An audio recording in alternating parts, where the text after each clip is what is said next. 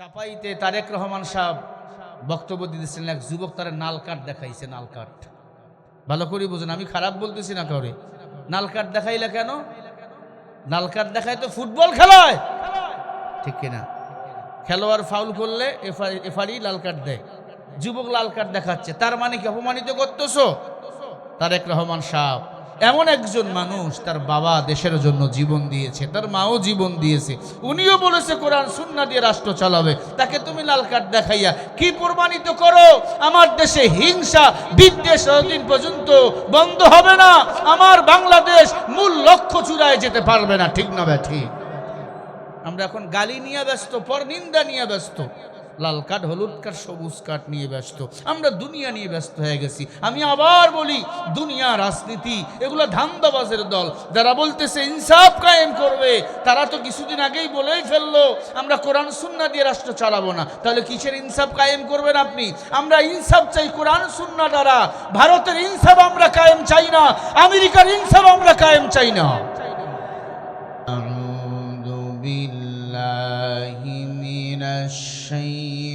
الشيطان الرجيم بسم الله الرحمن الرحيم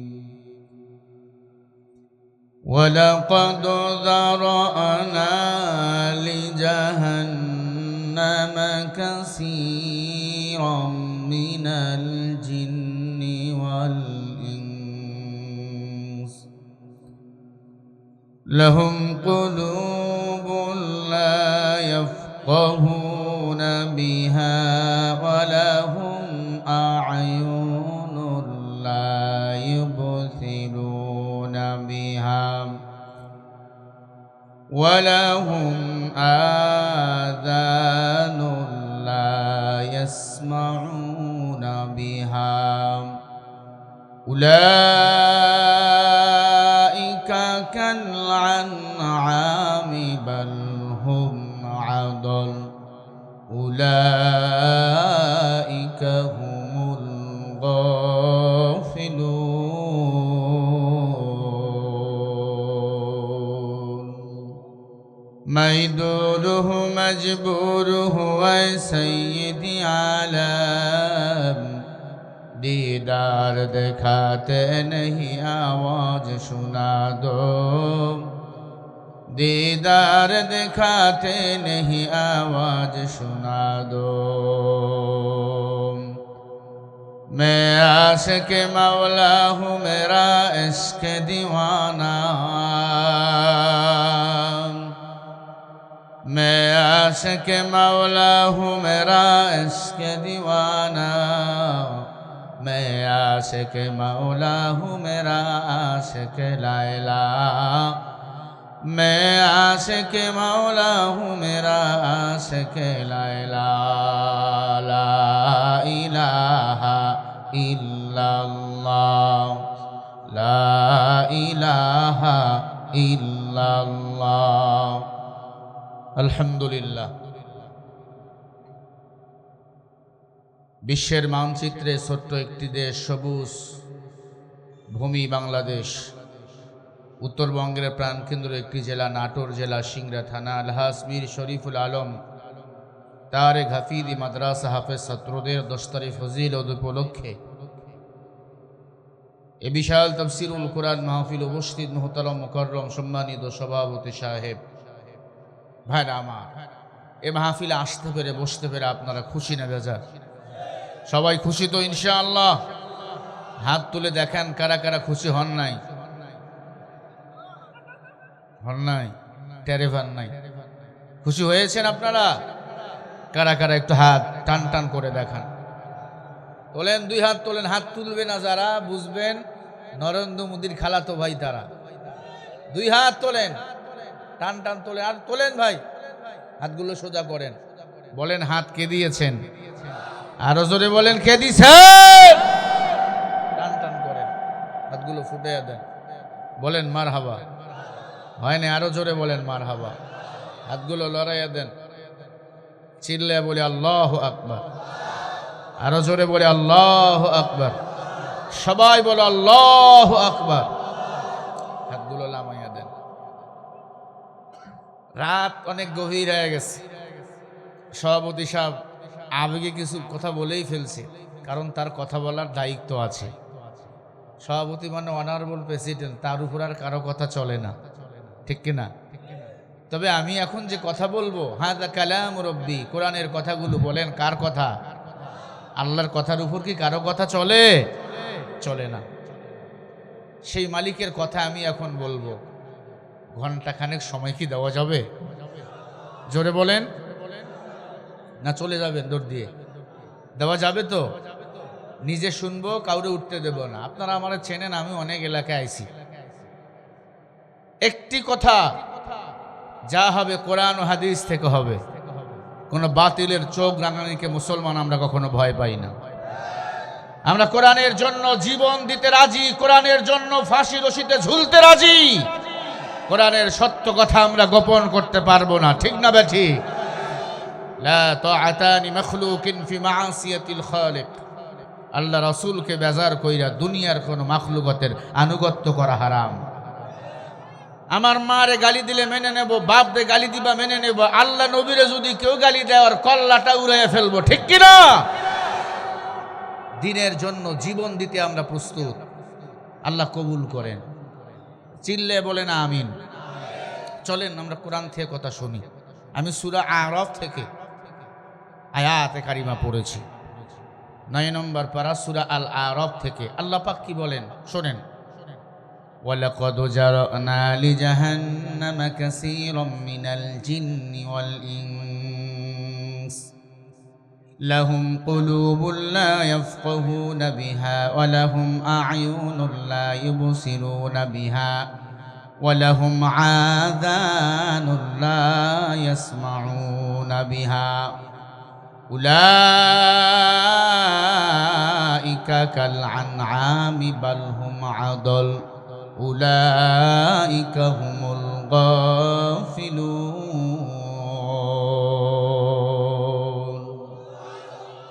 কোরআন শুনলে আল্লাহু আকবার বলবেন।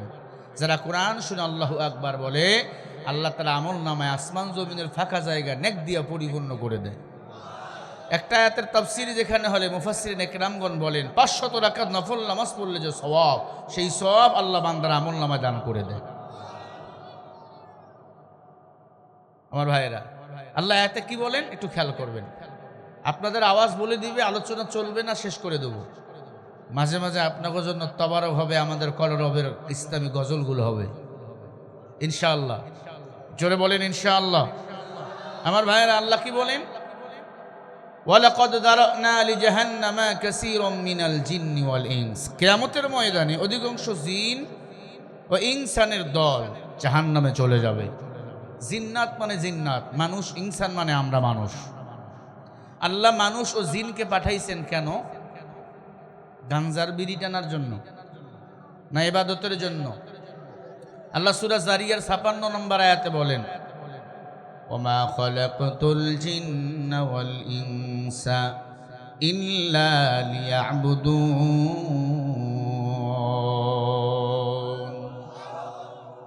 আল্লাহ বলেন, জিন ও ইনসানকে পাঠাইছি দুনিয়াতে আমি আল্লাহর ইবাদতের জন্য। একমাত্র কারণ আমি আল্লাহর ইবাদত তারা করবে আর মাঝে মাঝে গাঞ্জা টানবে, তাই তো? আমি আল্লাহর ইবাদত করবে, এজন্য জিন ও ইনসানকে পাঠিয়েছি। খুব খেয়াল করে কথা শুনবেন। কিয়ামতের ময়দানে জিন ও ইনসানের দল অধিকাংশ বলতে আমরা ওই দলে আসি না নাই আজকে বোঝা যাবে, জাহান্নামে চলে যাবে। অধিকাংশ জিন ও ইনসানের দল জাহান্নামে চলে যাবে। এরা কারা? আল্লাহ বলেন 3 শ্রেণীর। কয় শ্রেণীর?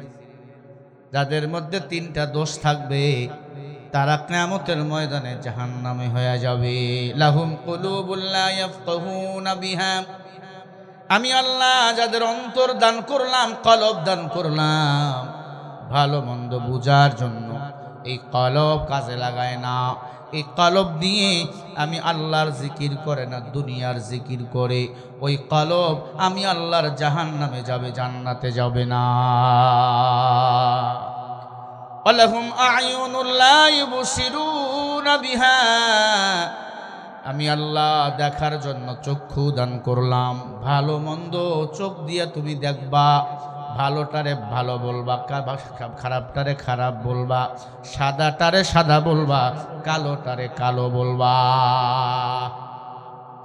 তুমি যদি গোলালু হয়ে যাও, কোরআন না মেনে বাতিলের সাথে মাথা নুয়াও, বাতিলের সাথে তাগুদের সাথে নিজেকে গুটায় ফেলো, আল্লাহ বলেন ওই চোখ কিয়ামতের ময়দানে জাহান্নামে চলে যাবে।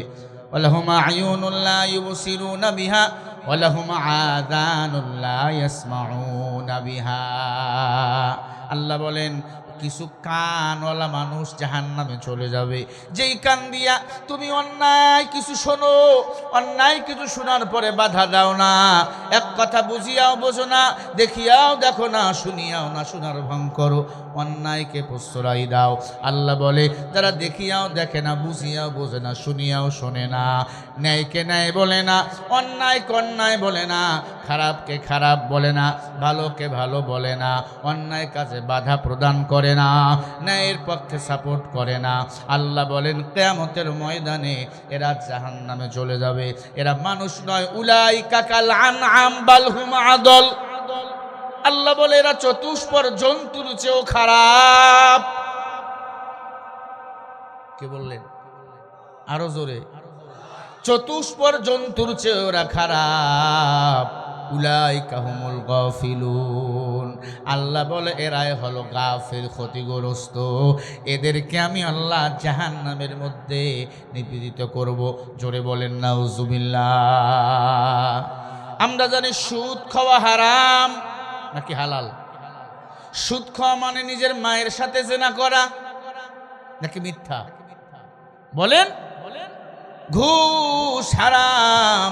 সুদ ঘুষে আমরা এখনো জড়িত আছি না নাই বাবা?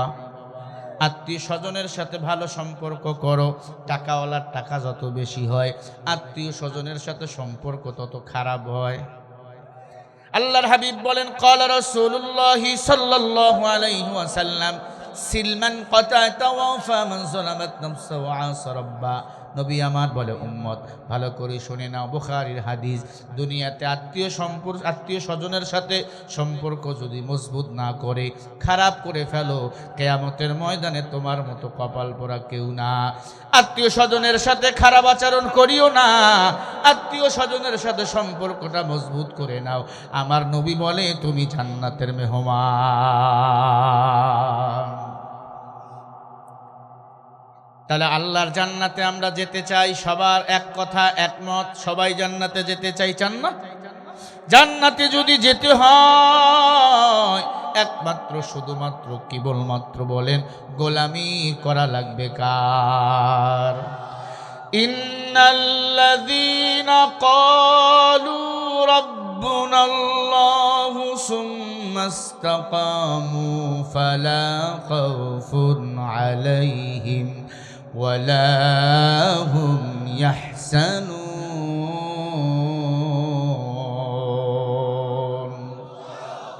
আরো আসতে বলেন। আল্লাহ রাব্বুল আলামিন বলেন যারা আমি আল্লাহকে রব বলে স্বীকার করে নাই তাদের কোনো ভয় নাই, তাদের কোনো টেনশন নাই, আমি রব তাদের হেফাজতের জিম্মা নিজেই নিয়ে নেই। সুম্মাস্তাকামু ফালা খাউফুন আলাইহিম, তাদের কোনো ভয়ও নাই, চিন্তাও নাই, আমি আল্লাহ তাদের হেফাজতের জিম্মা নিজেই নিয়ে নেই। বলেন সুবহানাল্লাহ।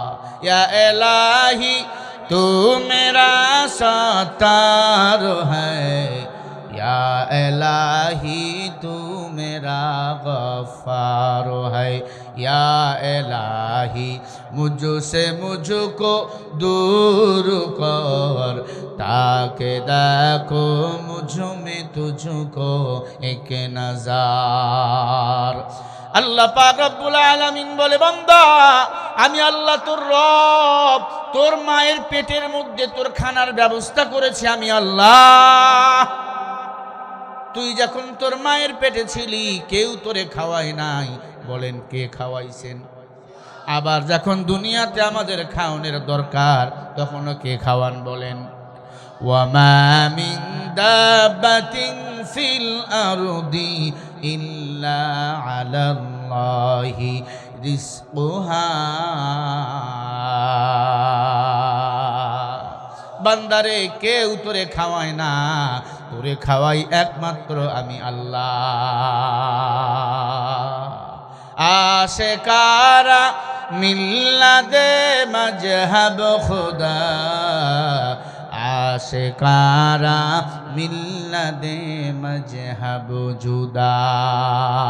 আমাদের সবার দিলের তামান্না, আমরা কেউ জাহান্নামে যেতে চাই না, সবাই জান্নাতে যেতে চাই। কথা ঠিক না ভাই? ঠিক। আল্লাহ বলেন লা ইয়াস্তাউই আসহাবুন নারি ওয়া আসহাবুল জান্নাহ, আসহাবুল জান্নাতি হুমুল ফাইজুন। সূরা হাশরের 20 নম্বর আয়াত। আল্লাহ বলেন জান্নাতি জাহান্নামী দোনো দলে সমান নয়, দামি হলো তারা, জান্নাতি হবে যারা। জান্নাতি হলো কারা? আমার রবের গোলামি করে যারা, আল্লাহ পাকের কোরআন নবীজির হাদিস মোতাবেক জীবন চলায় যারা। নবীজি বলেন শোনো জান্নাতি কারা? ক্বালা রাসূলুল্লাহ সাল্লাল্লাহু আলাইহি ওয়াসাল্লাম মান ইয়াজমাল্লি মা বাইনা লাহইহি ওয়া মা বাইনা রিজলাইহি আজমাল্লাহুল জান্নাহ। নবী আমার বলে উম্মত, দুটো জিনিস যারা হেফাজত করবে আমি নবী তাদেরকে জান্নাতে নেওয়ার জিম্মা নেব। এক নম্বরে জবানের হেফাজত, দুই নম্বরে দুই উরুর মাঝখানের লজ্জাস্থান যারা হেফাজত করবে আমি নবী তাদেরকে সঙ্গে না নিয়া জান্নাতে যাব না। জবানের হেফাজত আর লজ্জাস্থানের হেফাজত করো রে ভাই। মায়ার নবী আপনাকে আমাকে জান্নাতে নেওয়ার জিম্মা নিয়ে নিবেন। এখন আমাকে জবান বড় নাপাক, জবান দিয়া মিথ্যা বলি, ঠিক কিসবুই হলি, মিথ্যা মানুষকে ধ্বংস করে সত্য মানুষকে বিজয় করে দেয়। সত্যের পথে থাকো, আল্লাহ একদিন নয়তো একদিন বিজয়ের মালা আপনাকে আমাকে পরাইয়া দিবেন। আল্লাহ রাব্বুল আলামিন বলেন ইয়া আইয়ুহাল্লাযীনা আমানু তাকুল্লাহ ওয়া কুলু কাওলান সাদীদা। জোরে বলি আল্লাহু আকবার। আল্লাহ বলে আমি আল্লাহকে রব বলে মেনে নাও, আমি আল্লাহকে ভয় করো, জবান দিয়া সব সময় সত্য কথা বলো। সত্যবাদীদের বলেন বিজয়ের মালা পরাইয়া দেয় কে? মায়ার নবী রহমতে আলাম এই দুনিয়াতে হায়াত পেয়েছেন 63 বছর। আমার নবী 63 বছরে একটা মিথ্যা বলছেন নাকি বলেন? বেঈমানরা চতুর্দিকে বেঈমানি করেছেন, আমার নবীকে দুনিয়া থেকে বিদায় করার জন্য ষড়যন্ত্র করছে। আমার নবীকে এক বিন্দু বেঈমানরা এই জমিন থেকে বিদায় করতে পারে নাই, কারণ আমার নবীকে দুনিয়াতে নবী হিসাবে নিযুক্ত করেছেন কে? আরো জোরে বলেন। আল্লাহ বলেন ওয়ামা আরসালনাকা ইল্লা রাহমাতাল লিল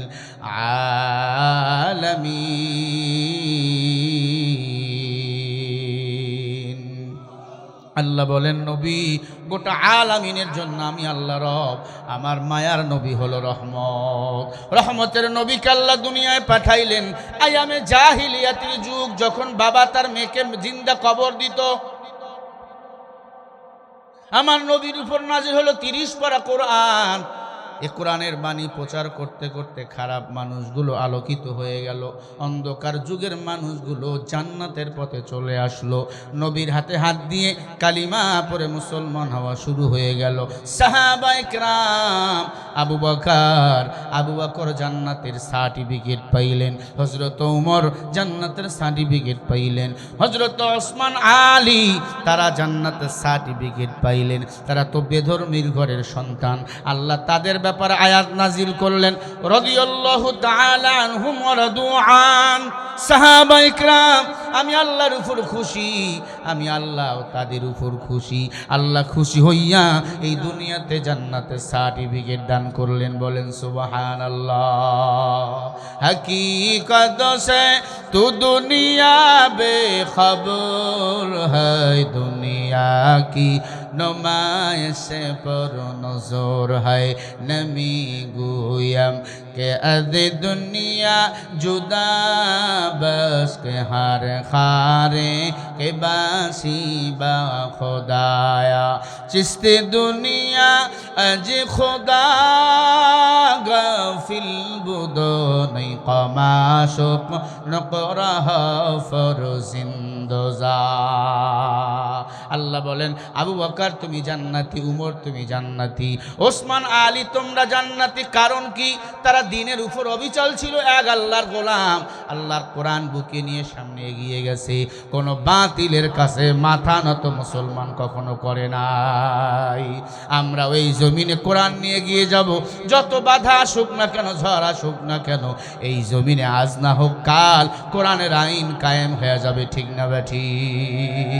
কারা কারা কোরআনের সমাজ চাও? দুটো হাত তুলে দেখাও। নারায়ে তাকবীর। নাস্তিকতা নে পাজ্জাক, দিন ইসলাম জিন্দাবাদ। নাস্তিকতা নে পাজ্জাক, দিন ইসলাম জিন্দাবাদ। কোটি প্রাণে একই আওয়াজ, খোদাদ্রোহী ছাড় পাবে না, এই বাংলায় ঠাই হবে না। মুসলমানরা জেগেছে আজ। তোলো তোলো আওয়াজ তোলো, জোর কদমে সামনে চলো, সবাই মিলে একই তালে দাও না স্লোগান, নারায়ে তাকবীর। দুই হাত উঁচু করে এমনি স্লোগান মারবেন। নবীরা সাহাবা ইকরাম দুই হাত উঁচু করে স্লোগান মারতেন, লিল্লাহে তাকবীর। আল কোরআনের আলো, আল হাদিসের আলো, নারায়ে তাকবীর, লিল্লাহে তাকবীর। মুসলমানের এই দেশেতে নাস্তিকদের ঠাঁই নাই, নাস্তিকদের পক্ষে যারা তাদের কোনো রক্ষা নাই। এই দেশেতে থাকতে হলে কোরআন মানতে হবে, কোরআন না মানলে তারা বিতাড়িত হবে। তোলো তোলো আওয়াজ তোলো, জোর কদমে সামনে চলো, সবাই মিলে একই তালে দাও না স্লোগান, নারায়ে তাকবীর, লিল্লাহে তাকবীর। আল কোরআনের আলো, আল হাদিসের আলো। কোরআন আছে যেখানে, আলেম ওলামা যেখানে, সুদ ঘুষ যেখানে, লিল্লাহে তাকবীর। ইসলামেরই জন্য দেশের হয়েছে জন্ম, ইসলামের বিরুদ্ধে গেলে দেশ হবে ভিন্ন। ইসলামের বিরুদ্ধে যারা নিয়েছে অবস্থান, এই বাংলায় ঠাই হয়নি, গেছে হিন্দুস্তান। তোলো তোলো আওয়াজ তোলো, জোর কদমে সামনে চলো, সবাই মিলে একই তালে দাও না স্লোগান, নারায়ে তাকবীর, নারায়ে তাকবীর। আল কোরআনের আলো, আল হাদিসের আলো। কোরআন আছে যেখানে, আলেম ওলামা যেখানে, নারায়ে তাকবীর। আজকের মাহফিল চলবে চলবে, আজকের মাহফিল কতক্ষণ চলবে? সারা রাত? সারা রাত চলবে না। এতটুকু নিয়াত করেন, দোয়া না করে বাড়ি যাব না, বলেন আমিন। খালি এতটুকু নিয়াত করেন, আর দেখেন কেউ যেন না ওঠে। ভাইরা আমার, তাহলে আমরা জাহান্নামে যেতে চাই না জান্নাতে যেতে চাই? তাহলে তিন শ্রেণীর মানুষ আমাদের হওয়া যাবে না। বুঝিয়াও বুঝি না এমন মানুষ হয়ে গেলে জাহান্নামী। আমাদের বুঝ আর অন্তরে আল্লাহ দান করেছেন। আফা হাসিবতুম আন্নামা খলাকনাকুম আবাসা ওয়া আন্নাকুম ইলাইনা লা তুরজাউন। আল্লাহ মানুষকে অনর্থক বানায় নাই, আল্লাহ মানুষকে আকুল জ্ঞান দান করেছেন। কেন বোঝো না? কোরআন মানো, কোরআন অনুযায়ী জীবন যাপন করো। সাহাবায়ে কেরামদের মতো আল্লাহ তাআলা তোমাকে আমাকেও জান্নাতে মেহমান বানাইতে পারে। আল্লাহ বলেন ফাআসাবাহুমুল্লাহু বিমা ক্বালু জান্নাতিন তাজরি মিন তাহতিহাল আনহারু খালিদিনা ফিহা ওয়া যালিকা জাযাউল মুহসিনিন। আরো জোরে বলেন। সূরা মাইদা 7 নম্বর পারা 1 নম্বর পৃষ্ঠা 5 নম্বর লাইনের 85 নম্বর আয়াত। আল্লাহ বলে, বান্দারে আমি আল্লাহ তোমাদের সম্মানিত করেছি। বিমা ক্বালু বহুবচন, জান্নাতিন তাজরি, আমি আল্লাহর সম্মান নিয়ে যারা ফিরে আসবা আমি আল্লাহ তাদেরকেই জান্নাতি বানিয়ে দেব। ওয়া যালিকা জাযাউল মুহসিনিন, শর্ত হলো জান্নাতি হবে তারা, মুহসিন হবে যারা। মুহসিন কারা? আল্লাহ বলেন উলাইকা মা'আন নাবিয়্যিন ওয়াস-সিদ্দিকিন ওয়াশ-শুহাদা'i ওয়াস-সালিহিন ওয়া হাসুনা উলাইকা রফিকা।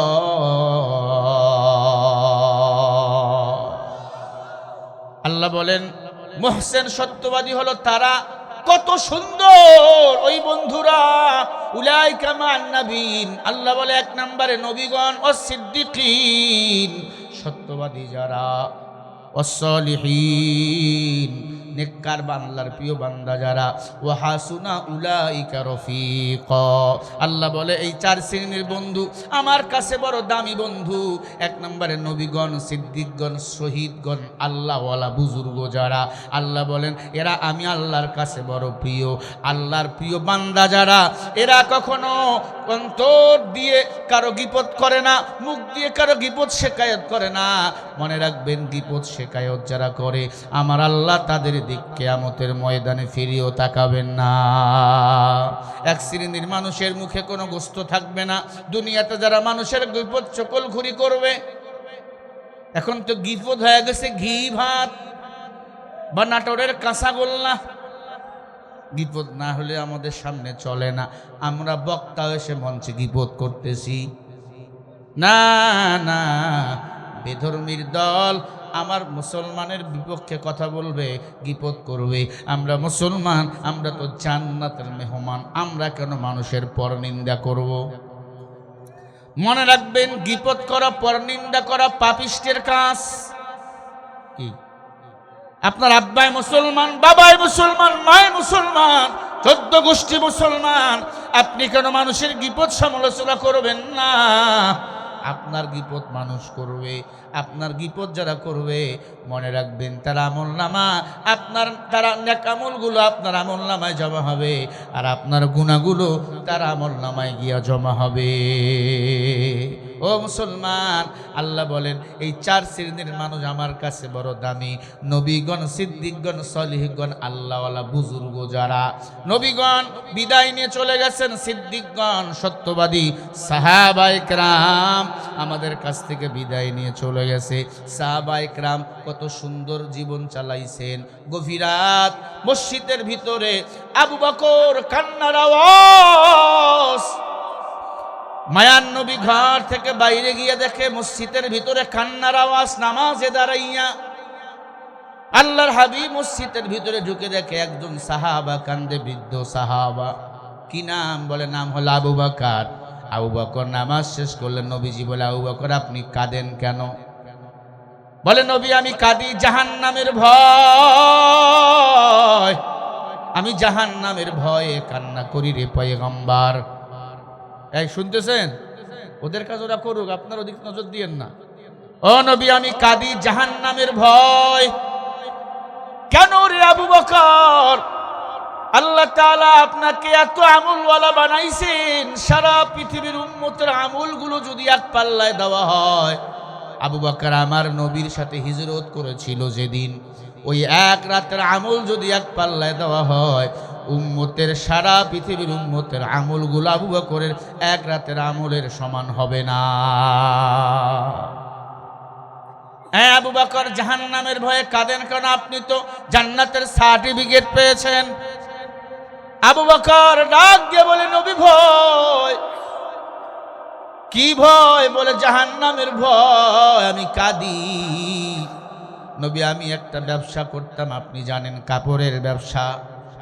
এক মহিলা অনেক দিন আগে আমার কাছ থেকে কাপড় ক্রয় করেছিল। হঠাৎ করে গতকালকে মহিলা এসে ডাক দিয়ে বলে, আবু বকর কাপড় ফিরে না, আমার টাকা দাও।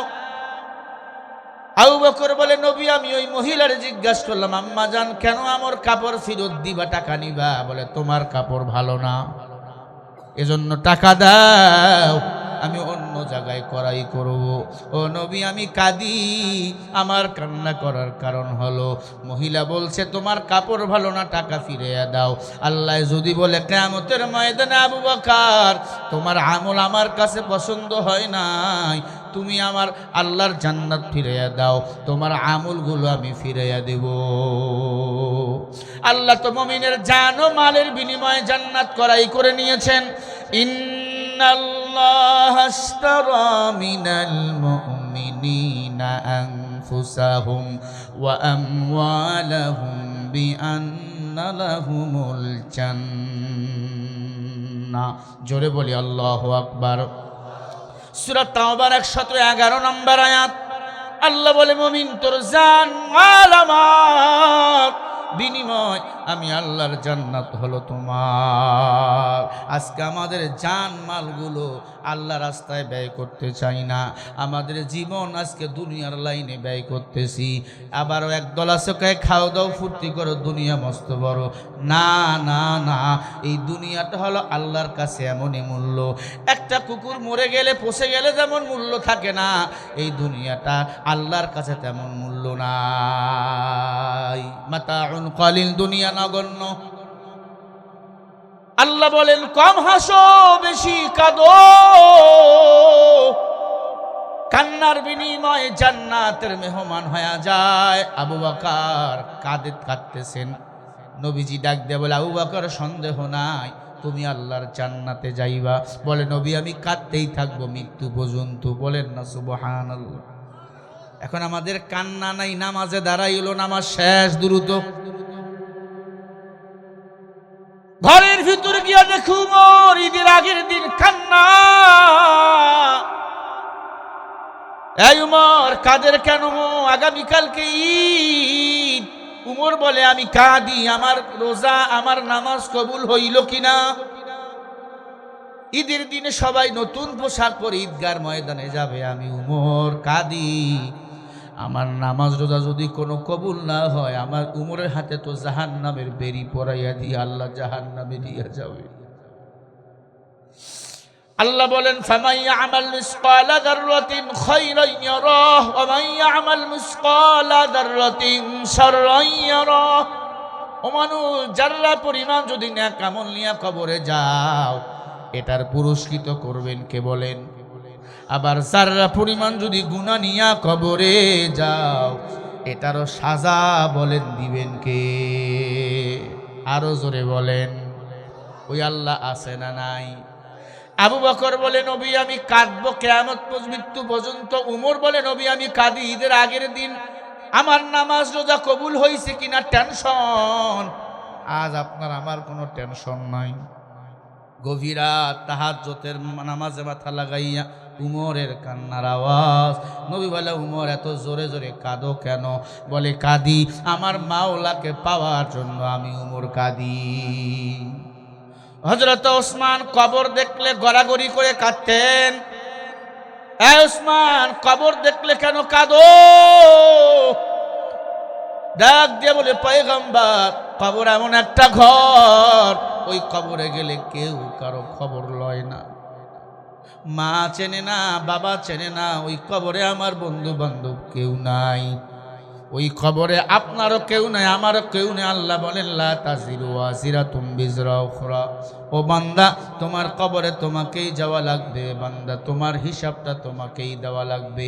ওয়াকুল্লুহুম আতিহি ইয়াউমাল কিয়ামাতি ফারদা, সূরা মারিয়ামের 95 নম্বর আয়াত। আল্লাহ বলেন হাসরের ময়দানে সব মানুষের হিসাব আমি আল্লাহ একা একা নেব।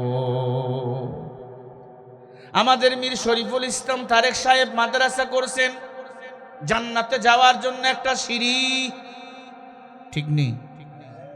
উনি বলেই ফেললো আল্লাহ চাইলে ভালো থাকবো, অবশ্যই ভালো থাকবেন। কারণ যারা জান্নাত যেতে চাও একটা মসজিদ বানাও, একটা মাদ্রাসা বানাও, আল্লাহ তোমার জন্য জান্নাতে একটা বালাখানা বানাইয়া রাখবে। সুবহানাল্লাহ বলেন। আই বেরাদার দূরে বাসা জিয়ারে বা ইয়ারে বদ বদ তরবু ইয়াদ সে মারে বা। ওসমান কবর দেখতে কাঁদতেন, কারণ কবরের ভয়। হযরত আলী যুবক মানুষ, 15 বছর বয়স। কয় বছর? জোরে বলেন। তরুণ যুবক কবরের ভয়ে কান্না। হে আলী তুমি কেন কাঁদো?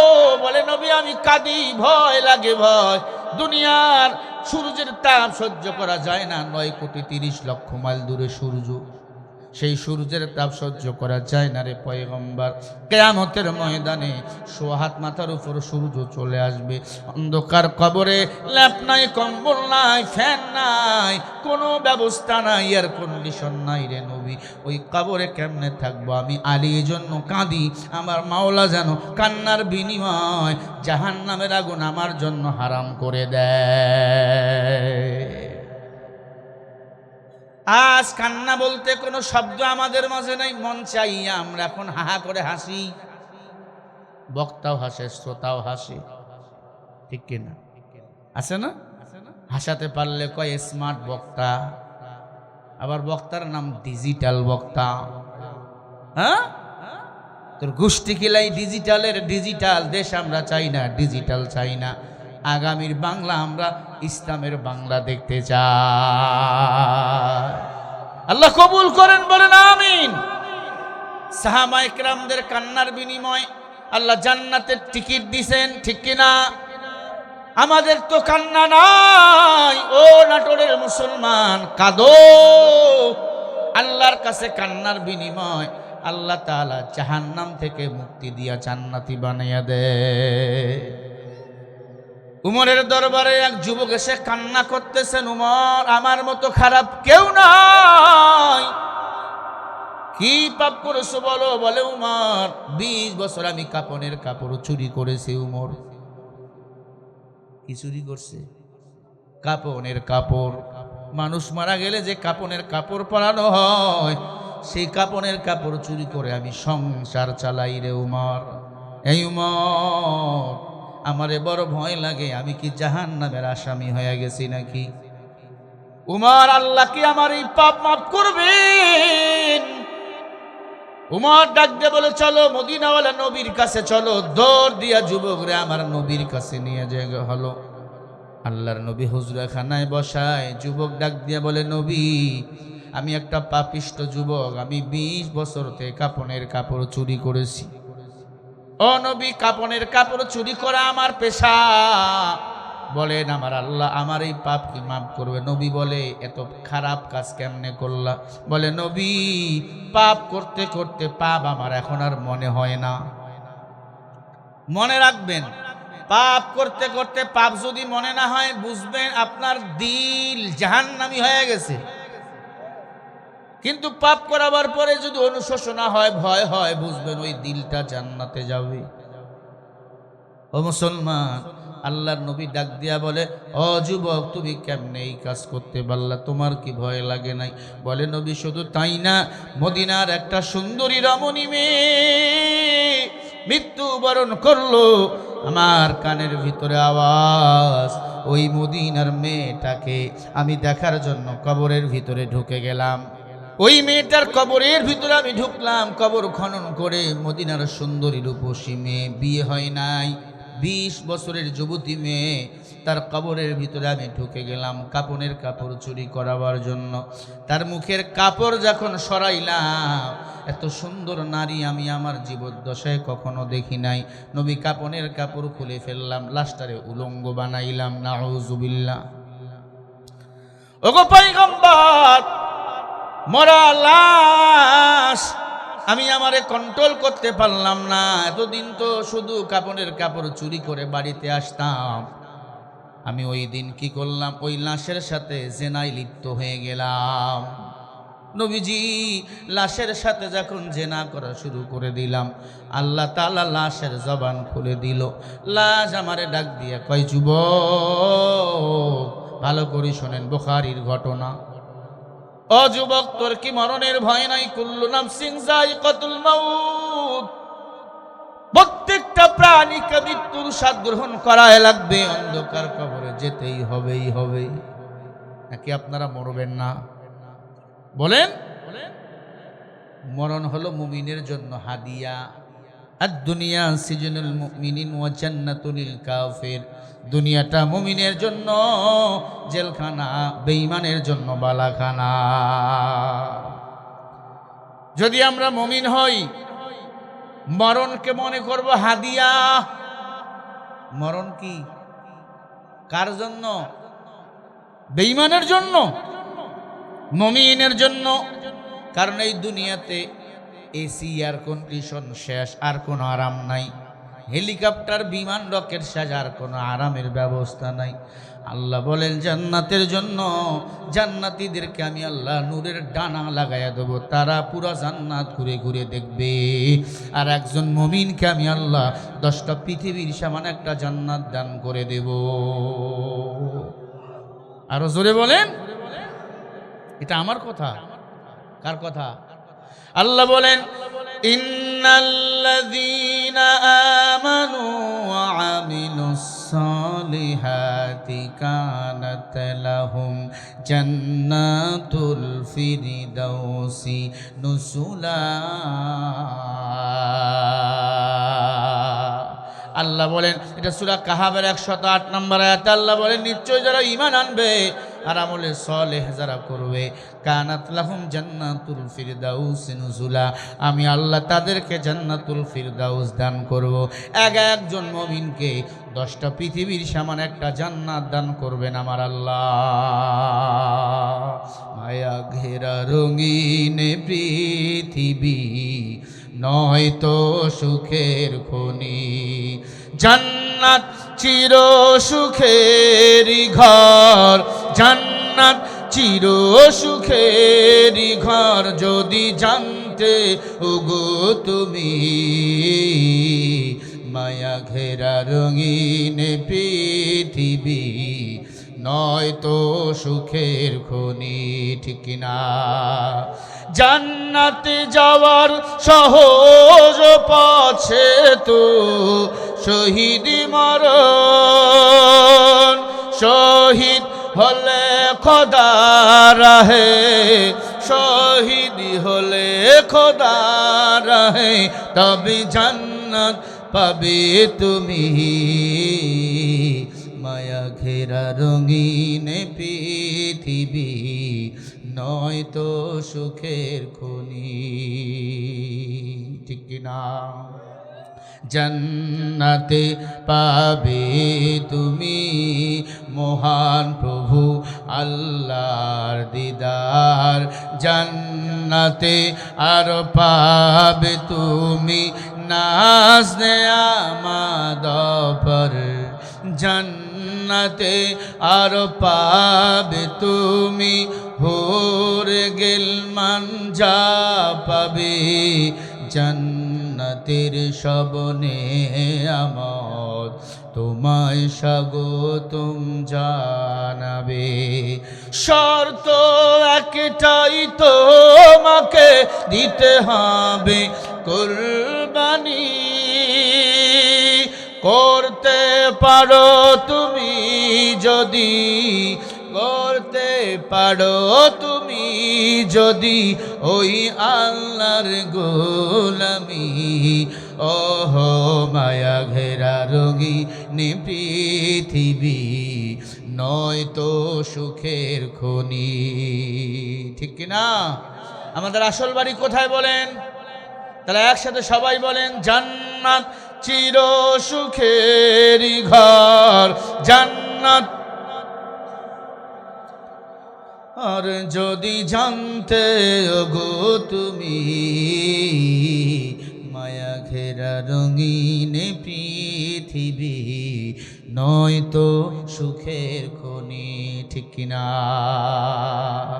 এই দুনিয়া আমাদের আসল ঠিকানা না, আমাদের আসল বাড়ি হলো আল্লাহর জান্নাত। এই জান্নাতিন ইয়াতাসাআলুন, আল্লাহ তাআলা জান্নাতীদের সাথে কথা বলবেন, দেখা করবেন, সালাম দিবেন। আমার আল্লাহ, ও সিংড়া এলাকার মুসলমান, খেজুরতলার মুসলমান, আমার আল্লাহর সাথে কি দেখা করতে মনে চায় না? কেন দুনিয়ার পিছনে পাগল হইছো? এই দুনিয়া কারো বন্ধু না, এই দুনিয়া সবাইকে ধাক্কা দিয়ে কবর নামক জায়গায় ফালাইয়া দেয়। আপনারা ছাড়া আপনার পরিবার চলে না, কে বলছে? আপনার চেয়ে বড় টাকাওয়ালা মারা গেছে, টাকা রেখে তার পরিবার দিব্যি চলছে। আপনারে ছাড়া চলে না, না না, আপনাকে ছাড়া সব চলবে, শুধু আপনি থাকবেন না। মদিনার যুবক ডাক দিয়া বলে, নবী আমি লাশের সাথে জিনা করতেছি। মনে আছে? ও নবী, সুন্দরী রমণী লাশের সাথে কবরের ভিতরে জিনা। আমি কত খারাপ। ওই লাশ আমারে ডাক দিয়ে বলে, যুবক রে, তোর কি মরণের ভয় নাই? তুই আমি লাশের সাথে জিনা করো, লজ্জাও লাগে না? এই যুবক, আমার মতো অন্ধকার কবরে তোমাকে একদিন আসতে হবে। চকলেটের মতো প্যাকেট বানাইয়া প্রত্যেকটা পুরুষকে 3 টুকরা কাপড়ের মধ্যে পেঁচাইয়া কবরের ভিতর দাপন করা হবে। একটু চক্ষু বন্ধ করবেন, বাড়ি গিয়া বালিশের সাথে মাথা লাগাইয়া চিন্তা করবেন, বলবেন শরীফুল ইসলাম যে কথাগুলো বলে গেল, ওই কবরে আল্লাহর কসম একটা মানুষ জিন্দা অবস্থায় থাকতে পারবে না, পারবে না। তবে যখন দাপন করে 40 কদম বা 60 কদম সবাই চলে আসবে, আপনাকে আল্লাহ তাআলা আবার কবরের ভিতর জিন্দা করবে। আপনার আমাকে হিসাব দিতে হবে, দুনিয়ার জিন্দেগিতে কার গোলামি করেছো, কার ইবাদত করেছো। এই মানুষ, এজন্য মাটির বুকে মাটির মানুষ মাটির মতো নরম হয়ে চলো। আল্লাহ বলে, মিনহা খলাকনাকুম ওয়া ফিহা নুঈদুকুম ওয়া মিনহা নুখরিজুকুম তারাতান উখরা। এই মাটির মানুষ, মাটির মতো চলো। আমি আল্লাহ তোদের মাটি দিয়া বানাইছি, আবার মাটির মধ্যে তোমাদের দাপন করা হবে, আবার ওই কবরের ভিতরে তোমাদের আবার জিন্দা করা হবে। মাটির মানুষ মাটির মতো চলো, বাহাদুরি করিও না। এই জমিনও কিন্তু হুকুম মানে আমার আল্লাহ। কত বেঈমানকে এই মাটি গ্রাস করেছে, ঠিক না?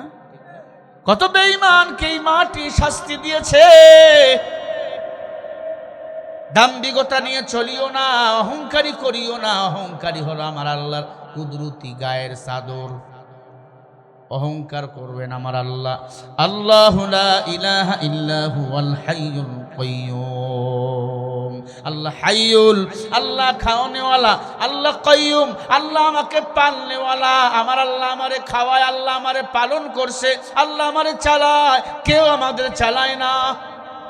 ও মাটির মানুষ, কেন বাহাদুরি করো? কথাগুলো কান লাগাইয়া শোনো।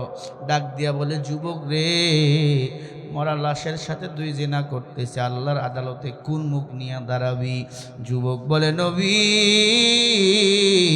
আমার বড় ভয়, লাশের সাথে জিনা করে ফেলেছি নবী। আমি একটা দৌড় দিয়ে ওই কবর থেকে বাইরে চলে আসলাম, বাসায় চলে গেলাম, গোসল করে নামাজে দাঁড়াইলাম নবী। এখনো জান্নাতে যাওয়ার আশা আছে, কিন্তু আমার বড় ভয় লাগে। আমি কাপনের কাপড় চুরি করলাম। ও নবী, আমি লাশের সাথে জিনা করলাম। বলেন এই পাপকে আল্লাহ আমার মাফ করবে। নবী ফোফাইয়া ফোফাইয়া কান্না করা শুরু করে দিল। ডাক দিয়া কয় রে বেঈমান দূর হ, একটা মানুষ কেমনে এত বড় গুনাহ করতে পারে? আমি মুহাম্মাদের দরবার সার। যুব একটা দৌড় মারলেন, উমর পিছন দিক দিয়ে তরবারি নিয়ে তারা করছে। ডাক দিয়া কয় দূর হ, নবীর দরবার সার।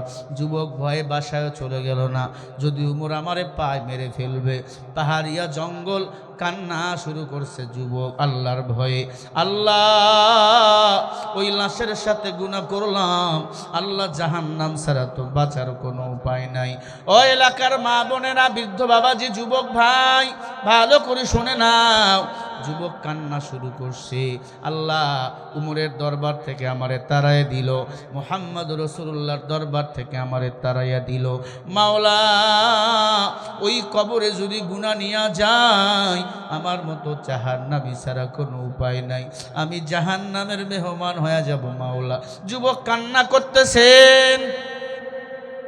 কান্না তো করাবারে কথা, যারা পরিমাণ গুনাহ নিয়ে কবরে গেলে ওই কবরকে জাহান্নামের আগুনের টুকরা বানাবেন কে?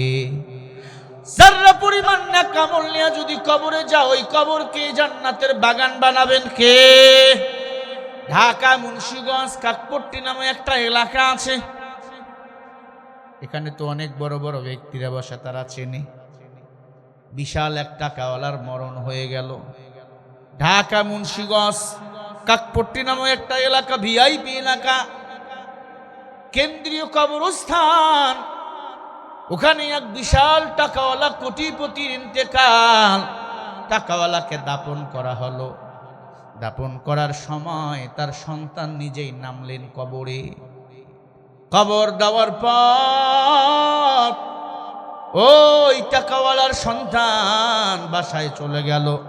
কারো চোখে পানি নাই, শুধু সন্তানের চোখে পানি। আমার আব্বা মারা গেছে, এত টাকা আমার জন্য রেখে গেল, আমি আমার আব্বার জন্য দোয়াটুকু করতে পারলাম না, শুধু কবরে নামলাম। হঠাৎ করে তার পকেটে 1 লক্ষ টাকার একটা বান্ডিল ছিল। স্ত্রীকে বলে, আমার পকেটে 1 লক্ষ টাকার একটা বান্ডিল ছিল, এই টাকাটা তুমি কি আলমারাতে রাখছো নি? বলে না। কই রাখলাম? চিন্তা করে দেখলো, আব্বার যখন কবরে রাখছি, আব্বার লাশের পিছনে আমি মনে হয় আমার টাকার বান্ডিল পড়ে গেছে। আমার ভাইরা ইমাম সাহেবকে বলে কবরকে আবার খনন করা হলো। কিছুক্ষণ পর 5 মিনিটের মধ্যে ওই কবর খুঁড়ে দেখে টাকার বান্ডিল ভিতরে, কিন্তু তাকায়া দেখে বাবার পায়ের দিকে ভয়ঙ্কর একটা সাপ বাবার পায়ের দিকে গ্রাস করে খাইতেছে। পুরা সাপ বাবার লাশটারে পেটের ভিতর নিবে। একটু বামে দেখে কবরের মধ্যে আগুন দাউ দাউ দাউ দাউ করে আগুন জ্বলতেছে। কিসের টাকা তুলবে? ওই কবর থেকে যখন আগুন বাহির হয়ে গেছে, সবাই মিলে চিল্লাইতেছে, বাঁচাও। এই কবর থেকে কেন আগুন বাহির হয়? আল্লাহ বলেন, আলহাকুমুত তাকাসুর হাত্তা সুরতুমুল মাকাবির কাল্লা সাউফা তা'লামুন থুম্মা কাল্লা সাউফা তা'লামুন ওয়াইলুল লিকুল্লি হুমাযাতিল লুমাযা আল্লাযী জামা'a মালান ওয়া আদ্দাদা ইয়াহসাবু আন্না মালাহু আখলাদা কাল্লা লায়ুনবাযান্না ফিল হুতামা ওয়া মা আদরাকা মাল হুতামা। সব জাহান্নামের আগুনের বয়ান। আল্লাহ বলে, বান্দারে, হুতামা নামক জাহান্নাম কিছু মানুষকে আমি আল্লাহ পুরাবো, যারা দুনিয়াতে সুদি লেনদেন করবে, এতিমের হক নষ্ট করবে। হুতামা নামক জাহান্নামে আমি আল্লাহ তাদের পুরাবো, এবং দুনিয়াতে কবর নামক ঘরে তাকে আমি আল্লাহ জাহান্নামে পুরাবো। ঘটনাটা বড় চিরকারে এখনো মুন্সিগঞ্জ এলাকায় চলমান। সবার মুখে মুখে কবর থেকে আগুন বাইর হইতেছে, সাপ। ইমাম সাহেব হুজুর মুসল্লিদেরকে এনে দোয়া করল, আল্লাহ এই কবরটাকে জাহান্নামের আগুন থেকে মুক্তি দাও, আগুনগুলো বন্ধ করে দাও। ইমাম সাহেব বলে, এই যে মুন্সিগঞ্জের বড় মসজিদের ইমাম সাহেব বলে, আমরা দোয়া করার কারণে সাপও চলে গেল, আগুনও বন্ধ হয়ে গেল। এবার জিজ্ঞাসা করলাম, ভাইজান সত্যি বলেন, আপনার আব্বা কি এমন কাজ করত যার কবরে আগুন, কবরে সাপ? বলে, হুজুর মিথ্যা বলবো না, আমার আব্বা সুদ সুদি লেনদেনের সাথে জড়িত ছিল। সুদের টাকায় বিজনেস করতো আমার বাবা। এত নিষেধ করছি, আমার আব্বা সুদি লেনদেন ছাড়ে নাই। উনি বলতো মৃত্যুর আগে তওবা করে হস্তস কইরা ভালো হয়ে যাব, কিন্তু মৃত্যুর কোনো বয়স নাই, এখান থেকে বাড়ি যেতে পারবো কি গ্যারান্টি আছে? জোরে বলেন। হুজুর আমার আব্বা হঠাৎ করে মারা গেল, মরার সময় কালিমাও নসিব হয় নাই, জিহ্বাটা উল্টে গেছে। মরার সময় যদি কারো কালিমা নসিব না হয়, এই মরণটা বড় ভয়ঙ্কর পাপিষ্ট মরণ। নবীজি বলেন, মান ক্বালা লা ইলাহা ইল্লাল্লাহ দাখালাল জান্নাহ। মরার সময় কারো জবানে যদি কালিমা নসিব হয়, আল্লাহ ওই মেহমানকে জান্নাতের মেহমান বানিয়ে দেয়। আতিনা ফি দার দুনিয়া না হাসানাতিনা ফি দারে উকবা না হাসান। আল্লাহর বান্দারা দোয়া করা হলো, কবর থেকে জাহান্নামের আগুন চলে গেল। আল্লাহর বান্দাকে আবার মাটি চাপা দিয়ে রাখা হলো। কিছুদিন পর আল্লাহর বান্দা তার একটা ছেলে নিয়ে মাদ্রাসায় ভর্তি করে দিল। ডাক দিয়া বলে, হুজুর আমি সেখানে উপস্থিত নিজেই আমার ছেলেটারে মাদ্রাসায় দিলাম। এখন ওই ছেলেটা কোরআনের হাফেজ হয়েছে। সুবহানাল্লাহ বলে। কেন আপনার ছেলে মাদ্রাসায় দিলেন? আমি জিজ্ঞাসা করলাম। বলে, আমার বাবার টাকার অভাব ছিল না, আমার আব্বার টাকার কারণে আমি অমানুষ হয়ে গেছি, বড় অফিসার, কিন্তু কোরআন ইসলাম বুঝি না। আমার সন্তানটাকে মাদ্রাসায় দিলাম, আমার আব্বা মারা গেছে, আব্বার জানাজা পর্যন্ত আমি করাইতে পারি না। আমি মারা যাব হুজুর, আমার সন্তান আমার জানাজা পড়াবে, এর চেয়ে পাওয়ার আর কিছুই না। সন্তান বলবে, রব্বির হামহুমা কামা রাব্বায়ানি সগীরা। আল্লাহ বলে, সন্তান যদি বলে রব্বির হামহুমা কামা রাব্বায়ানি সগীরা, আমার আল্লাহর সাথে সাথে ওই মা বাবার জীবনের সব গুনাহ মাফ করে দে। বলে, হুজুর আমি আমার ছেলেরে মাদ্রাসায় দিলাম, আল্লাহর মাল আল্লাহ রাস্তায় দিলাম, দিনের রাস্তায় দিলাম, আমার আল্লাহ যদি চায় আমার সন্তান হবে হাফেজ, আমার জানাজা পড়াবে হুজুর, আমার জন্য 5 ওয়াক্ত নামাজের দোয়া করবে।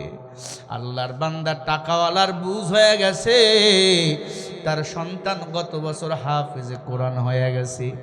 ঢাকার এক মসজিদে খতম তারাবি পড়াইল, এমন সুন্দর কণ্ঠ, চলাফেরা রিকশাওয়ালার ছেলের মতো। ছেলেটা এত বুজুর্গ আল্লাহওয়ালা, ছেলের দিক তাকাইয়া বাবা আল্লাহ আল্লাহ হয়ে গেছে। বলে, হুজুর আমার কোনো সুদি লেনদেন নাই, ব্যাংকে কোনো টাকা আমি রাখি নাই, এখন মাদ্রাসা মসজিদের খেজমত করি, দাওয়াতে তাবলীগের কাজ করে করে চলি, কারণ দুনিয়া আমার আপন নয়, আপন বাড়ি হলো আমার আল্লাহর জান্নাত।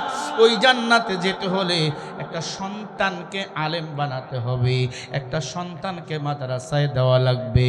ও খেজুরতলার মানুষ, আমিও একটা মায়ের সন্তান, মনে করছো আমি কোটিপতির সন্তান? মিথ্যা কথা। আমার বাবা মানুষের বাড়ি কাজ করে করে আমার হাফেজ বানাইছে, আলেম বানাইছে। আমার মা দোয়া করছে, আল্লাহ আমার সন্তান দাও, সন্তান রে হাফেজ বানাবো, আলেম বানাবো। আমার মা আমার এখনো বলে, ও সন্তান গুনাহ করবি না, কিয়ামতের ময়দানে আল্লাহ যদি বলে কি নিয়ে আইছো, তোর মতো সন্তানটাকে মাওলার দরবারে হাজির করে দেব, আর বলবা আল্লাহ একটা সন্তান রে হাফেজ বানাইয়া নিয়ে আইছি। ও এলাকার মা বোনেরা, মনে কি চায় না মা গো তোমার সন্তান রে হাফেজ বানাইবা? এই যে কয়েকটা ছেলের মাথায় পাগড়ি দিলাম, এই মা বাবার কপাল কত ধন্য। একজন হাফেজ সাহেব 10 জন জাহান্নামীকে সুপারিশ করে জান্নাতে নিয়ে যাবে। একজন হাফেজ কোরআনের মা বাবার মাথায় আল্লাহ পাক কিয়ামতের ময়দানে নূরের টুপি পরাইয়া দিবে। নূরের টুপির দাম কত জানো? সারা দুনিয়া যদি 8000 বার বিক্রি করা হয়, একটা হাফেজের মা বাবার নূরের টুপির সমান মূল্য হবে না। আই বেরাদার হিফজ কোরআন গোশেদা, যায় শাদি মিশকে দুনিয়া হোশেদা। খারাপ লাগে আপনাদের? নারায়ে তাকবীর। নির্বাচনের হাওয়া আপনাদের গায়ে লাগছে আমি জানি, নির্বাচন নিয়ে ব্যস্ত আপনারা, ঠিক না? হ্যাঁ, কেউ আছেন বিএনপি নিয়ে, কেউ আছেন জামাত নিয়ে, কেউ আছেন নাঙ্গল নিয়ে। মনে রাখবেন এরা সবাই ধান্দাবাজের দল, কথা ঠিক কিনা? ভালো করে মনে রাখেন। কালকে চাপাইতে তারেক রহমান সাহেব বক্তব্য দিতেছিলেন, এক যুবক তার নাল কার্ড দেখাইছে, নাল কার্ড। ভালো করে বুঝেন, আমি খারাপ বলতেছি না কাউরে। নাল কার্ড দেখাইলে কেন? নাল কার্ড দেখায় তো ফুটবল খেলায়, ঠিক কিনা? খেলোয়াড় ফাউল করলে এফআরই লাল কার্ড দেয়, যুবক লাল কার্ড দেখাচ্ছে, তার মানে কি অপমানিত করতেছো? তারেক রহমান সাহেব এমন একজন মানুষ, তার বাবা দেশের জন্য জীবন দিয়েছে, তার মাও জীবন দিয়েছে, উনিও বলেছে কোরআন সুন্নাহ দিয়ে রাষ্ট্র চালাবে, তাকে তুমি লাল কার্ড দেখাইয়া কি প্রমাণিত করো? আমার দেশে হিংসা বিদ্বেষ যতদিন পর্যন্ত বন্ধ হবে না, আমার বাংলাদেশ মূল লক্ষ্য চূড়ায় যেতে পারবে না, ঠিক না ঠিক? আমরা এখন গালি নিয়ে ব্যস্ত, পরনিন্দা নিয়ে ব্যস্ত, লাল কার্ড হলুদ কার্ড সবুজ কার্ড নিয়ে ব্যস্ত, আমরা দুনিয়া নিয়ে ব্যস্ত হয়ে গেছি। আমি আবার বলি, দুনিয়া রাজনীতি এগুলো ধান্দাবাজের দল। যারা বলতেছে ইনসাফ কায়েম করবে, তারা তো কিছুদিন আগেই বলেই ফেললো আমরা কোরআন সুন্নাহ দিয়ে রাষ্ট্র চালাবো না। তাহলে কিসের ইনসাফ কায়েম করবেন আপনি? আমরা ইনসাফ চাই কোরআন সুন্নাহ দ্বারা। ভারতের ইনসাফ আমরা কায়েম চাই না, আমেরিকার ইনসাফ আমরা কায়েম চাই না।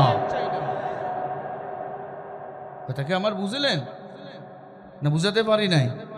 এখন গালি দিতে পারেন আমারে। মনে রাখবেন, বুকে এখন সবাই নিবে আপনারে, ক্ষমতায় গেলে লাথি দিয়ে ফেলাইয়া দিবে। আসল বন্ধু হলো উলামায়ে কেরাম। আগেও আলেম আপনার বন্ধু ছিল, পরেও আলেম আপনার বন্ধু, ঠিক কিনা? যে তারেক সাহেব বললো একটু আগে, মাদ্রাসায় আসলে সন্তানদের বুকে নেয়, উনি বুঝে গেছেন টাকায় শান্তি নাই, শান্তি দেওয়ার মালিক বলেন কে? ও এলাকার মুসলমান আম্মা জান, অনুরোধ করে বলে দিয়া যায়, মা বোনেরা, একটা সন্তান হাফেজ বানাবেন। মা, কিয়ামতের ময়দানে হাফেজ তোমাকে জান্নাতে নিয়ে যাবে। আল্লাহ যেন প্রত্যেক মা বাবাকে হাফেজের মা বাবা হিসেবে কবুল করেন, বলেন আমিন। আরো জোরে বলেন আমিন। ও এলাকার মুসলমান, হাফেজের মা বাবা হওয়া কপাল লাগে, কপাল। মা বাবার কুরবানিও লাগে, লাগে কি লাগে না? হাফেজদের মূল্য কত জানো?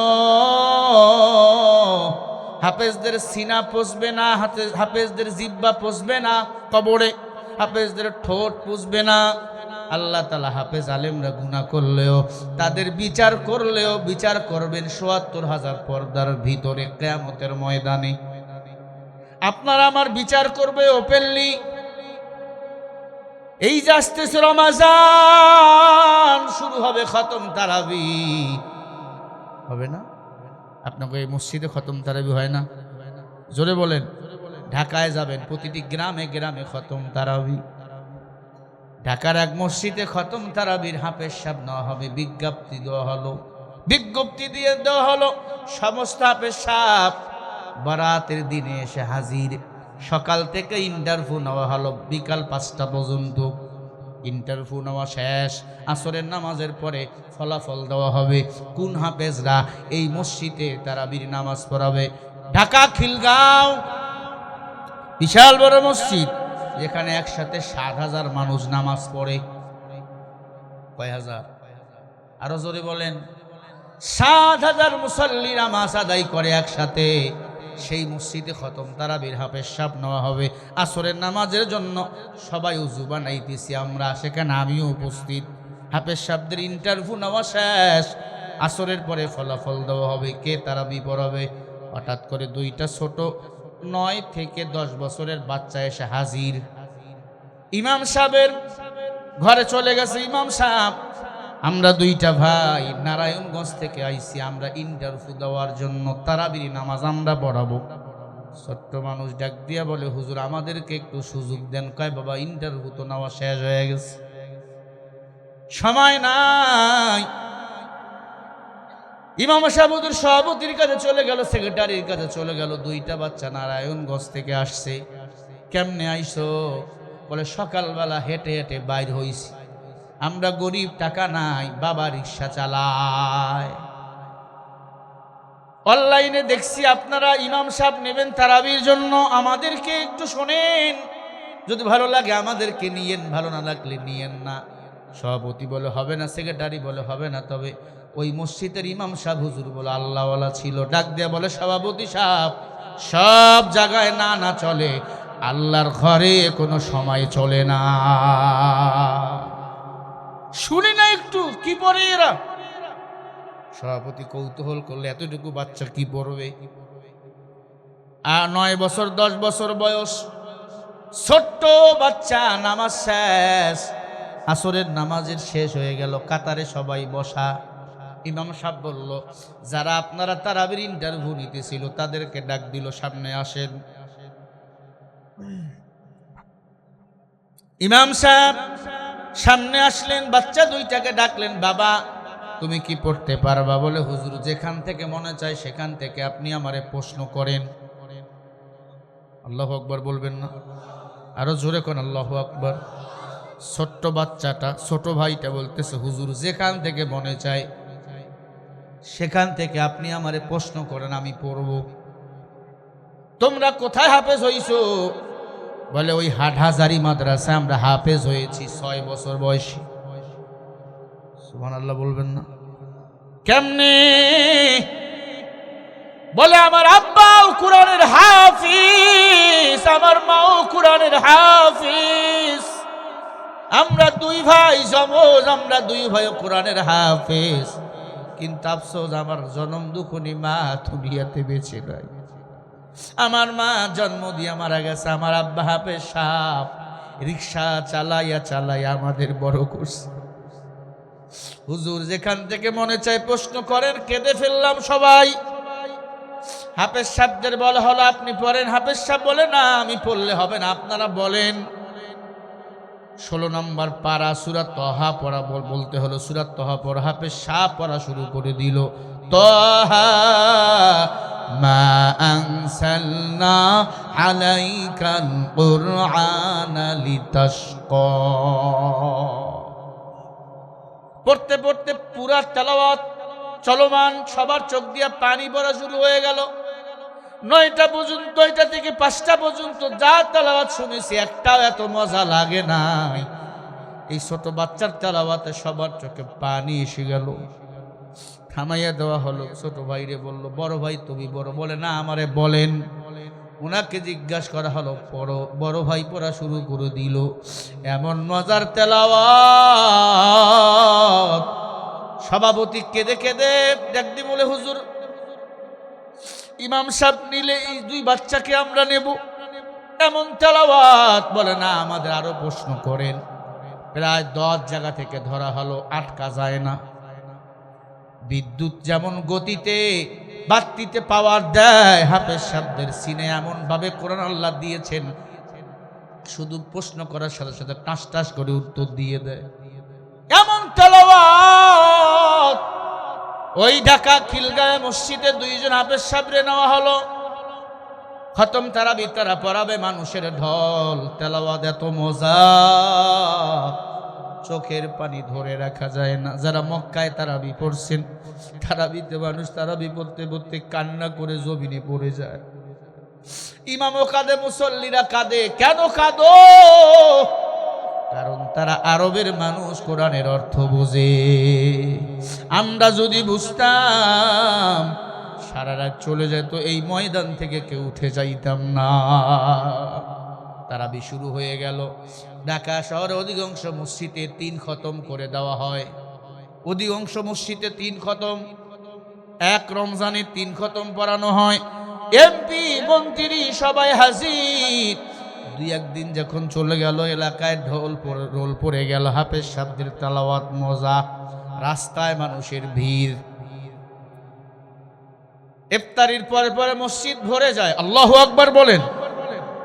রিকশাওয়ালার সন্তান তারাবির নামাজ পড়ায়। এমপি সাহেব কাঁদে, বুকে নিয়ে বলে, তোর মা বাবা বড় ধন্য, তোর মা ধন্য, তোর বাবায় ধন্য। আমার ছেলে যদি একটা এমন হতো। আমার মনে আছে 17ই রমজান যেদিন তাদের কিছু হাদিয়া দেওয়া হলো 3 লক্ষ করে টাকা। দুই বাইরে 3 লাখ করে 6 লাখ টাকা হাদিয়া দেওয়া হলো। আরো হাদিয়া দেব 27 রমজানের দিন। কে নিবে টাকা? বলে আমাদের আব্বা আইছে। আল্লাহর বান্দা রিকশাওয়ালা, গরিব, জামাটাও ভালো না, ময়লা জামা, হাফেজ সাপ। আব্বারে নিয়ে আসলো। ছোট ভাই যাইয়া হাত ধরে, আমার আব্বু এটা চোখের পানি ছেড়ে কান্দে। এমপি সাহেব, মন্ত্রী সাহেব বলে, ভাই রে তুমি রিক্সা চালাও কিন্তু বাবা হিসাবে তুমি ধন্য বাবা। আমি এমপি মন্ত্রী, আমার টাকার অভাব নাই, আমার সন্তান এমন একটা মানুষ বানাইতে পারি নাই। টাকা যখন দেওয়া হলো, হাফেজ সাহেব রিক্সাওয়ালা কান্না শুরু করলো। কাঁদেন কেন? বলে আমি কাঁদি, আল্লাহর কোরআন মানুষকে কোথায় নিয়ে যায় দেখো। 27শে রমজান হাফেজ সাহেবদের বিদায় হবে। হাজার হাজার মুসাল্লি, কেউ 1000, কেউ 2000, কেউ 5000, কেউ খানা, কেউ পাঞ্জাবি, কেউ জুব্বা, কেউ লুঙ্গি, কেউ তাওয়ালা, কেউ রুমাল, লাইন ধরে দিতেছে বিদায়। আমার মনে আছে সকাল 10টার সময় বিদায়। মানুষ কান্না, এত কান্না। মূল কারণ হলো ওদের সিনায় কোরআন। ওই কোরআনওয়ালা সিনার মর্যাদা বলেন বাড়াইছেন কে? আরো জোরে বলেন। এ আল্লাহর বান্দারা, অনুরোধ করে বলি দিয়া যায়, মা হাতে ধরি বলি, পায়ে ধরি বলি, বাবা একটা সন্তানকে মাদ্রাসায় দিবেন। আলহাজ মীর শরীফুল আলম তারেক হাফিজিয়া মাদ্রাসায় দিবেন, বা নাটোর মাদ্রাসায় দিবেন, সিংড়ে আরো অনেক মাদ্রাসা আছে বাবা। ইলমে দ্বীনের শিক্ষার কোনো বিকল্প নাই। আপনি মারা গেছেন, কবরে সন্তান হাফেজ আলেম হাত তুলে বলবে রব্বির হামহুমা। বুখারীর হাদিস। আল্লাহ তাআলা সাথে সাথে ওই মা বাবার কবরের আযাব মাফ করি, জান্নাতি বানিয়ে দে। ইলমে রায় জাযিকাল দান বেহিসাব, খলকে রাদা দান জায়াবে বাসয়া। এ আব্বাজান, যে কথা আমি ছেড়ে দিয়েছিলাম মাঝখানে, জিনাকার লাশের সাথে জিনা করে বাসায় যায় নাই, জঙ্গলায় গিয়া কান্দে। আল্লাহ পাক আমার নবীর কাছে আয়াত নাজিল করলেন। একবার আওয়াজ করে বলেন আল্লাহু আকবার।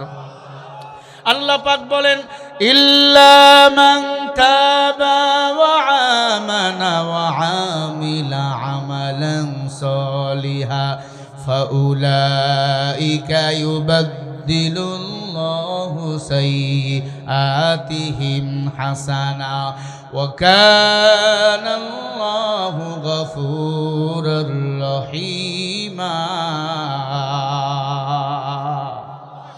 ভালো করি শোনেন, আয়াতটা যদি আমল করতে পারেন আপনি জান্নাতি, কোনো সন্দেহ নাই। আল্লাহ বলে, নবী যারা তাওবা করাবার পরে ঈমান আনে আর বেশি বেশি আমল করে, ফাউলাইকা ইবাদদিলুল্লাহু সাইয়্যাতিহিম হাসানা, আমি আল্লাহর দিকে চিরতরে ফিরে আসে। ওয়া কানাল্লাহু গফুরুর রহিমা, আমি আল্লাহ তখন তার বামের গুনাহগুলো মাফ করে দিয়া ডানে নেক বানাইয়া তাকে জান্নাতি বানাইয়া দে। আরো বলেন না সুবহানাল্লাহ। কি বুঝলেন? আল্লাহ বলে, নবী ওই জেনাকারকে আপনি কেন তাড়াইয়া দিলেন? ওয়াসারিউ, যারা গুনাহ করার পরে আমি আল্লাহর দিকে মাপ পাওয়ার জন্য দৌড়াই, আমি আল্লাহ তার গুনাহগুলোকে উল্টাইয়া নেক বানাইয়া দেই। আরো জোরে কেমনে? আল্লাহ বলে, ইল্লা মান তাবা, যারা গুনাহ করার পরে তাওবা করে। আপনি যে গুনাহ করছেন ওই গুনার উপর খাঁটি তাওবা করছেন, মাওলা ও মাওলা এই গুনাহ আর জীবন থাকতে করব না। আল্লাহ বলে, ওয়া আমানা ওয়া আমিলা আমালান সলিহা, তুমি ঈমান এনেছো আবার নেক আমল করা শুরু করে দিয়েছো। আল্লাহ বলে, ফাউলাইকা ইবাদদিলুল্লাহু সাইয়্যাতিহিম হাসানা ওয়া কানাল্লাহু গফুরুর রহিমা। আল্লাহ পাক রব্বুল আলামিন বলে, বান্দারে ওই গুনার উপর তাওবা করার কারণে তোর গুনাহগুলোকে উল্টাইয়া নেক বানাইয়া দিলাম। আরো জোরে বলেন সুবহানাল্লাহ। আল্লাহর নবীকে আল্লাহ ডাক দিয়ে বলে, নবী ওই যুবকরে গিয়া সুসংবাদ দেন, সে যেন আর না কাঁদে। আমি তার তওবা কবুল করেছি। আল্লাহর নবী দৌড়ায়, যুবক কই? যুবকের কাছে গিয়ে হাজির। যুবক মাথা লাগাইয়া কান্দে, যায় নামাজে। যুবক, আমারে চেননি? বলে নবী চিনি। আপনারে লজ্জা লাগে মাথা দেখায়, মুখ দেখাইতে? নবীজি, আমার এই মুখ কেমনে দেখবো? আমি না জাহান্নামী? আল্লাহ নবী বলে না, আল্লাহ তোর জন্য আয়াত নাজিল করছে আমি নবীর কাছে। আল্লাহু আকবার। যুবক, তুমি লাশের সাথে জেনা করছো, আল্লাহ তাআলা তোমার লাশের সাথে জেনার গুনাহ মাফ করিয়া তোমাকে জান্নাতি বানাইছে। কি আমল করছো? বলে নবী, 1 নম্বরে ইস্তেগফার, 2 নম্বরে তাওবা। নবী গভীর রাতে উঠে কাঁদি আল্লাহর কাছে। গভীর রাতের কান্না আল্লাহর কাছে বড় কবুল, অতিও গভীর হয়। রজনী যখন প্রভুর করুণা তুমি চাইবে, তখন প্রভুর করুণা যদি পাহিবার চাও, গভীর রাতে উঠে প্রভুর গুণগান গাও। গভীর রাতে উঠে মাওলার কাছে চাবেন। আল্লাহ রাব্বুল আলামিন বলে, নবী যুবককে বলে দেন আমি তাকে জাহান্নাম থেকে মাফ করে জান্নাতি বানাইয়া দিছি। 1 নম্বরে তার তাওবা কবুল হয়ে গেছে। ও খেজুরতলা এলাকার মুসলমান, আমরা কি গুনাহ করেছি মাও জানে না, বাবাও জানে না, স্ত্রী সন্তান কেউ জানে না। একজন জানে, তিনি বলেন কে? আলিমুল গায়বি ওয়াশ শাহাদাতি হুয়ার রহমানুর রহিম। গায়বের মালিক আমার আল্লাহ। আমরা যে গুনাহ করেছি, গুনার উপর খাঁটি তাওবা করব বাবা, কারণ আল্লাহ পাক তাওবাকে বড় পছন্দ করেন। ইয়্যাকা না'বুদু ওয়া ইয়্যাকা নাস্তাঈন, ইবাদত করব আমরা, আল্লাহর সাহায্য চাবো আল্লাহর কাছে। কার কাছে চাবো? মানুষের কাছে চাইলে মানুষ বেজার হয়, আল্লাহর কাছে চাইলে আল্লাহ খুশি হয়, না চাইলে আল্লাহ বেজার হয়। মানুষের কাছে চাইলে মানুষ বেজার, আল্লাহর কাছে না চাইলে আল্লাহ বেজার। তাহলে বলেন চাবো কার কাছে? সবাই বলেন। আল্লাহ কবুল করেন, বলেন আমিন। 5 ওয়াক্ত নামাজ ছাড়বো না, মা বাবারে কষ্ট দেব না, দাড়ি কাটবো না। কারা কারা রাজি আছেন দুটো হাত তুলে দেখায়া দাও। নারে তাকবীর। এখন আমার কথা হলো, এই যে ফেব্রুয়ারির 3 তারিখে শবে বারাত, ঠিক না? কয় তারিখ? মা বোনেরা প্রশ্ন করছে আমারে, হুজুর একটু বলবেন শবে বরাতের জন্য কয়টা রোজা রাখবো? লাইলাম নিসফু মিনাশ শাবান, শাবান মাসের মধ্য রজনী, দিবাগত রাত আল্লাহর হাবিব ইবাদত করছেন, রোজাও রাখছেন। তবে শাবান মাসের ওসিলায় না, আল্লাহর হাবিব প্রতি সপ্তাহে রোজা রাখতেন। খেয়াল করেন, আল্লাহর হাবিব শাবান মাসে রোজা রাখতেন। এটা প্র্যাকটিস হিসাবে খেলোয়াড়রা খেলা যে স্টেডিয়ামে খেলতে যাওয়ার আগে প্র্যাকটিস করে, কি করে না? জোরে বলেন। নবীজি বেশি বেশি এই দোয়া পড়তেন, আল্লাহুম্মা বারিক লানা ফি রজব ওয়া শাবান ওয়া বাল্লিগনা রমাদান। আল্লাহ রজব শাবানে বরকত দাও, রমজান পর্যন্ত পৌঁছে দাও। হুজুর কয়টা রোজা রাখবো? আল্লাহ নবীজি 2টাও রাখতেন, 8টাও রাখতেন, 10টাও রাখতেন। তবে এগুলা রাখতেন প্রস্তুতি হিসাবে। যদি আপনি না রাখেন অসুবিধা নাই। কথা কি বুঝাতে পারলাম? ইন্না আনজালনাহু ফি লাইলাতিন মুবারাকা। আবার কিছু কিছু বর্ণনায় পাওয়া যায় যারা লাইলাতুল বারাত রাত্রি জাগরণ করে, পরের দিনে রোজা রাখে, আগের দিনে রোজা রাখে। আরবে যত মহিষ, যত মেষ চালাইতো, ওই আরবের মানুষেরা ওই মেষের শরীরে যতগুলো লোম থাকতো, আল্লাহ ততগুলো নেক বান্দার আমলনামায় দান করে দিত। আরো জোরে বলেন। তাহলে এটা থেকেও বোঝা যায় বারাত রাত্রিতে আমরা জাগরণ করব, ইবাদত করব। একা একাও করতে পারবেন, ঘরেও করতে পারবেন, মসজিদেও করতে পারবেন, কোরআন তেলাওয়াতের মাধ্যমে, নফল ইবাদতের মাধ্যমে। আপনি 14 তারিখও একটা রোজা রাখতে পারবেন, 15 তারিখও একটা রোজা রাখতে পারবেন। যদি বলেন না আমি কয়েকটা বাড়ায়া রাখবো, নবীজি 10টা পর্যন্ত রাখতেন, একদিন পর পর, একদিন 2 দিন পর পর। বা আপনি এভাবে এই রোজাগুলো রাখবেন রমজানের প্রস্তুতির জন্য। যেন রমজান রোজা রাখতে আপনার কোনো কষ্ট না হয়। কথা কি বুঝাতে পারছি? নবীজি শাবান মাসে রোজা রাখতেন রমজানের প্রস্তুতি হিসাবে, যেন রমজানে হঠাৎ করে রোজা রাখবো 1 মাস, আমার যেন কষ্ট না হয়। নবীজি একটা রাইখা ভাঙতেন, আবার পরের দিন একটা রাখতেন, আবার রাখতেন। তবে অধিকাংশ বর্ণনায় আসছেন নবী 14 তারিখ এবং 15 তারিখে বেশি বেশি রাখতেন। এখন শবে বরাত মানে তো হালুয়া রুটি গোস্ত ভুনা, কি এখন এগুলো বন্ধ হয়ে গেছে আস্তে আস্তে, কি বলেন? আগে শবে বরাত মানে হালুয়া রুটি, কি ঠিক না? এখনো অনেক মসজিদে মিলাদ হয়, শবে বরাতের দিন তবারক আসে, লাড্ডু আসে, আপনার নাটোরের চপ কাঁচাগোল্লা আসে, অনেক কিছু আছে। আমি বলবো ভাই অবশ্যই হালুয়া রুটি খাবেন, তবে ইবাদতের পরে। অনেকে আছে 10 কেজি গরুর গোস্ত কিনছি, আমার মাইয়া আসবে, জামাই আসবে, তাদের খাওয়া লাগবে, এটার নাম বারাত না, এটার নাম পেট বারাত, এটার নাম পেট পূজা। শবে বারাত সাহাবায়ে কেরামরা পালন করছেন কান্নার মাধ্যমে, রোজার মাধ্যমে। আমরাও রোজা রাখবো, বলেন ইনশাআল্লাহ। আরো জোরে বলেন। বারাত রাত্রি আল্লাহ পাক রব্বুল আলামিন মুমিনের জীবন ভাগ্য পরিবর্তন রাত্রি হিসাবে ঘোষণা করছেন। সুবহানাল্লাহ বললেন না? বারাত রাত্রি, লাইলাতুল বারাত রাত্রি মুমিনের জীবন পরিবর্তন রাত্রি। ইন্না আনজালনাহু ফি লাইলাতিন মুবারাকা, আল্লাহ বলে কিছু মুবারকপূর্ণ রাত আমি আল্লাহ দিছি, যেমন লাইলাতুল বারাত, লাইলাতুল কদর। এরপরে 2 ঈদের রাত, ইবাদতের রাত। 2 ঈদের রাত যারা ইবাদত করবে আল্লাহ বলে তারা মাসুম হয়ে যায়। আরো জোরে বলেন। ঈদের আগের দিন রাত্রি যারা ইবাদত করবে আল্লাহ বলে তাদেরকে আমি আল্লাহ মাসুম বানাইয়া দিই, নিষ্পাপ বেগুনা বানাইয়া দিই। আল্লাহু আকবার। ও খেজুর তলার মুসলমান, ভালো করে শোনেন, আল্লাহ বারাত রাত্রিতে 4 শ্রেণীর মানুষের দিকে ফিরে তাকান না। কয় শ্রেণী? আরো জোরে। 1 নম্বরে যারা জেনা করে, 2 নম্বর মা বাবার সাথে যারা খারাপ আচরণ করে, 3 নম্বর যারা শিরিক কুফুরের সাথে যুক্ত। শুনতেছেন? শিরিক কুফুরের সাথে যুক্ত। 4 নম্বর আল্লাহ রাব্বুল আলামিন বলেন যে সব সময় মিথ্যার উপর অটল থাকে। এই 4 শ্রেণীর ইবাদত আল্লাহ কবুল ওই দিনও করেন না। তবে হ্যাঁ, আল্লাহ ইবাদত কবুল করবে বান্দা যদি ওই দিন খাঁটি তাওবা করে ফিরে আসে।